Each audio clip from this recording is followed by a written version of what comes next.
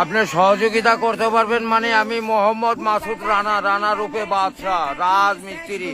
আমি নরসিংদী থাকি। আমার টাকা তোলার সাথে সাথে আপনি কাটালেন, আর আপনাকে আমি বাকি পাওনা তুলে দিয়ে তারপরে আমি ব্যালেন্স করে কথা বলি, আমার মায়ের সঙ্গে কথা বলি। কেন টাকা পাই না আমি? এর কারণ কি? কেন দেওয়া হবে না আমাকে? আমি কি চতুর্থ না ডাকাত? সমস্যাই তো।